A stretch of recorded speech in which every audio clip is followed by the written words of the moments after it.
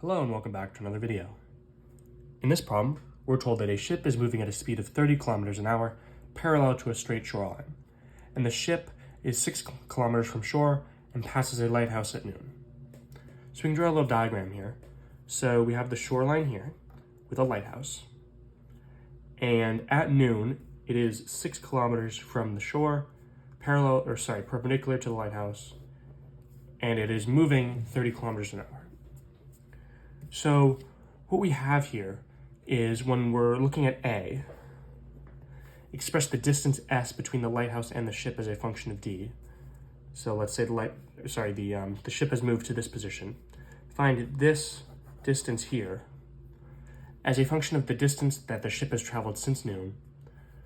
S is equal to F of D. Right, so this function of D, which is representing the distance, well, we have here is, since it is moving parallel to the straight shoreline, this angle here is right. Therefore, we can use the Pythagorean theorem to find this distance. So this is 6 kilometers, and the distance the ship has traveled since noon is this side, d kilometers. Therefore, let's write here, 6 squared plus d squared equals s squared. Now we just have to solve for s, taking the square root of all the sides.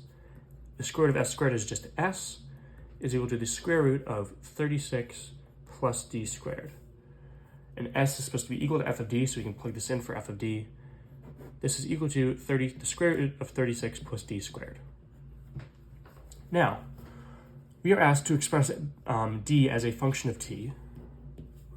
So d of t, the time elapsed since noon, and this is g such that d is equal to g of t, right? So we're actually looking for g of t, I guess. What they're doing here is they're just finding a variable that we're representing by a function, and for some reason they're giving it a different name.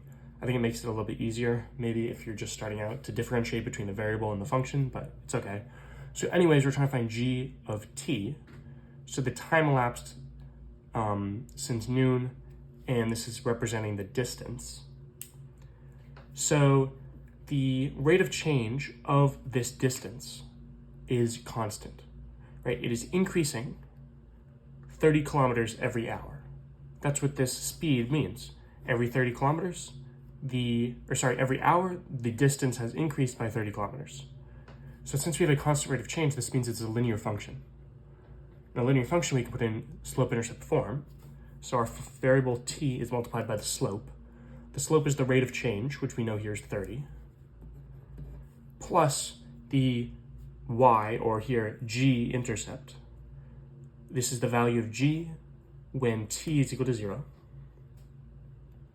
This is the distance, it is the distance when the time is equal to 0. The distance when the time is equal to 0 is 0. If you're 0 minutes after noon, you're at noon, and you haven't traveled anywhere since noon. So therefore it's plus 0. 30t plus 0 is just 30t, so we don't have to write the plus 0. Now we're looking to find f of g of t. Before we continue, what does this function represent? Well, it is the function f, which is the distance between the lighthouse and the ship, as a function of g, as a function of t. So it is f as a function of t, so it's the distance between the lighthouse and the ship as a function of time. We're getting this composition by taking f of, what is g of t? 30t. Therefore, we just have to plug in 30t into f of d for d. So we have 36 plus 30t squared. Therefore, we have 36 plus 30 squared is 900 t squared.